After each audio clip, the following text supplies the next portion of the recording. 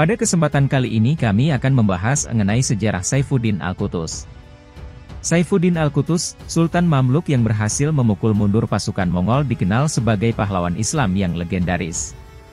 Kisahnya menaklukkan pasukan Mongol yang sadis dicatat dalam sejarah peradaban Islam.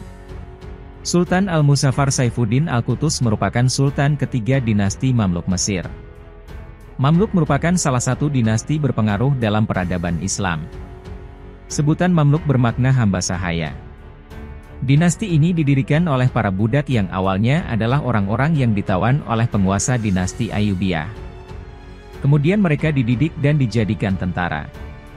Dari lulusan Al-Azhar Mesir, Ustaz Ahmad Syahrin Thorik menceritakan sekelumit kisah Saifuddin Al-Qutuz mengalahkan pasukan Mongol. Meski memimpin dalam waktu yang singkat, kurang dari setahun, Saifuddin Al-Qutuz berhasil membelokkan sejarah dunia sekaligus menyelamatkan peradaban Islam dan Eropa. Beliau berhasil menghancurkan pasukan Mongol yang kala itu merupakan militer terkuat di dunia. Perang ini dikenal dengan pertempuran Ain Jalut yang terjadi di wilayah Palestina tahun 1260. Ustaz Ahmad Syahrin mengatakan bahwa Saifuddin Al-Qutuz rahimahullah adalah salah satu singa dari sekian singa-singa Allah yang namanya harum dalam sejarah Islam. Saifuddin Al-Qutuz masuk dalam jajaran pemimpin Islam legendaris dan yang sangat berjasa bagi kaum muslimin. Pada abad ke-13, bala tentara Mongol atau Tartar dengan kaisarnya Hulagu Khan melakukan ekspansi besar-besaran. Mereka bergerak menguasai negeri-negeri lain termasuk Kekhalifahan Abbasiyah kala itu. Tentara Mongol selain dikenal bengis dan sadis, juga digambarkan tidak terkalahkan dan tidak akan pernah kalah. Bahkan ada semacam pemeo saat itu, jika Anda mendengar tentara Mongol kalah, maka pasti beritanya yang salah. Pasukan elit Mongol didominasi oleh suku yang hari ini dikenal dengan nama Khazar. Memiliki tubuh rata-rata tinggi besar dibandingkan ukuran manusia normal. Dan mereka sejak kecil telah ditempa dengan alam dan pendidikan yang keras ala militer. Ustaz Ahmad Syahrin mengatakan bahwa Saifuddin Al-Qutuz rahimahullah adalah salah satu singa dari sekian singa-singa Allah yang namanya harum dalam sejarah Islam.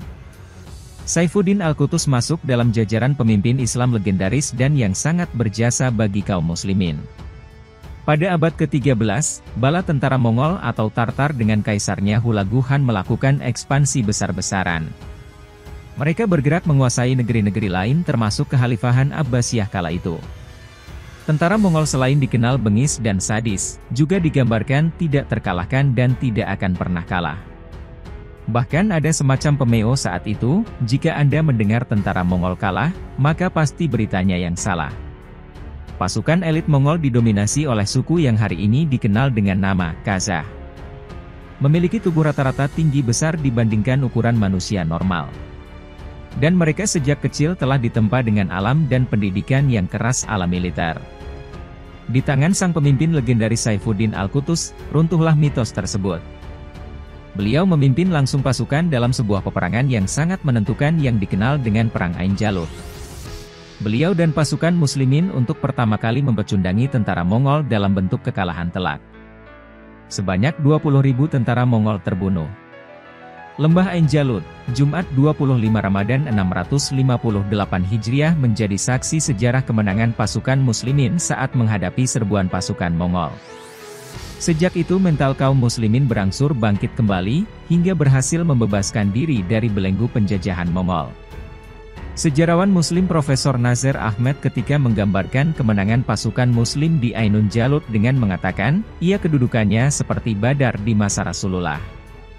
Rasulullah berdoa saat perang Badar, "Ya Allah, jika engkau kalahkan kelompok kecil ini, maka engkau tidak akan pernah disembah lagi di muka bumi."